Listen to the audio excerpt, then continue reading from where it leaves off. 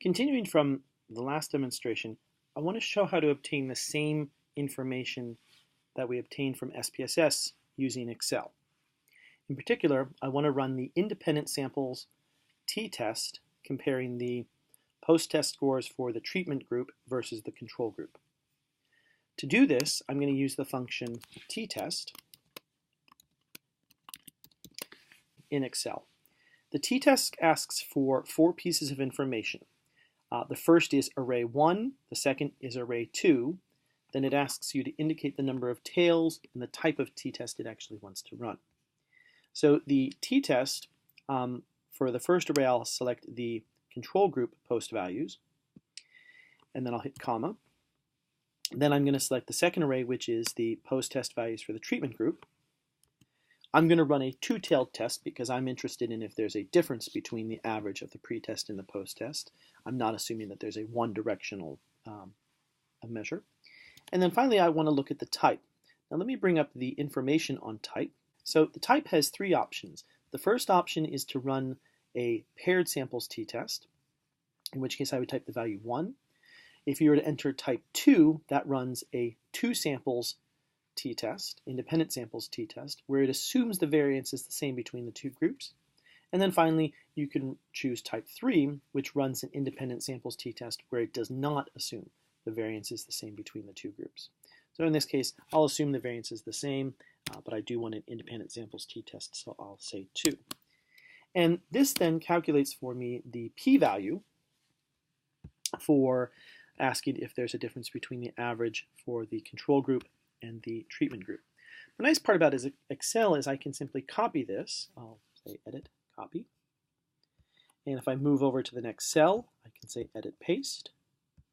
And if I access this cell, I see that it's actually moved everything over. It's still selecting the treatment and the control values, but this time it's doing the pretest values. So there's statistically not a difference between the pretest for the 2 groups, and there does not appear to be a statistical difference between the post-test for the 2 groups. Now I may also want to check if there's a difference in the gain from the pretest to the post-test. In this case, I want to type in the following. I'll say equals t-test. This time the first array that I want is the pretest, all of the data from the pretest. I'll highlight for the second array all of the data from the post-test. Again, I'll conduct a two-tailed test since I'm not hypothesizing a particular direction. And finally for type, this time I do want to run a paired test sample, so I'll set the type to 1, close the parenthesis, and I get a p-value of 0.4176.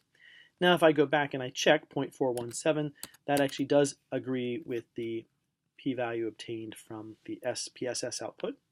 And though I only ran the significance test for the post-test values, a p-value of about 0.12 with rounding 3 does indeed appear to be the p-value obtained in the SPSS output.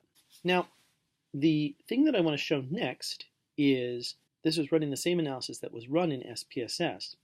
There's something that I can additionally do in Excel.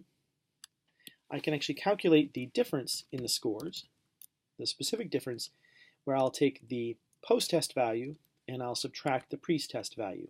If you notice in this case, I'm subtracting the value from cell D2 from the value in cell C2.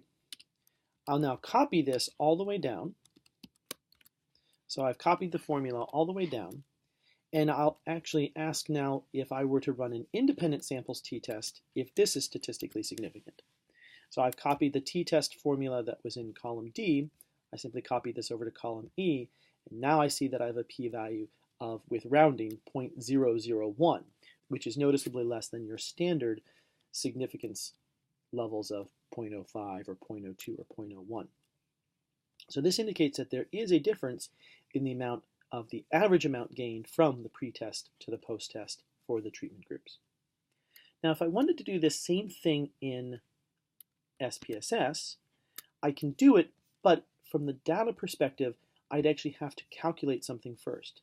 I'd actually need to calculate the difference score. So I'll choose transform compute variable, and the target variable will be called diff, and the expression is post minus pre, and I'll say OK, and I notice what's happened, if I go back to the window, is it's calculated the difference score. It's created a new column, and if I look in variable view, that's appearing there as well. Now I'll choose Analyze, Compare Means, Independent Samples t-test, because I want to compare the treatment versus the control. I'll move the difference score into the test variables. I'll say OK, and lo and behold, I get the same significance level as I obtained when using Excel. Now, one of the things I didn't highlight here that I want to draw your attention to is I opened an Excel file. This was the original file that I'd entered the data in, but I could have run these formulas had I just double-clicked the CSV file as well. If I'd click the CSV file, it opens up the data in an Excel sheet, so it transforms the comma-separated value file into an Excel file. I can do the exact same calculations that I did in the proper Excel sheet in the CSV opened sheet. The only thing to remember is that if I were to run those calculations here, when I try to save it again as a CSV file, Excel will warn me that it's trying to save it in that file, in which case it would actually strip out all of the functions and any formatting. All right, I'm going to stop here.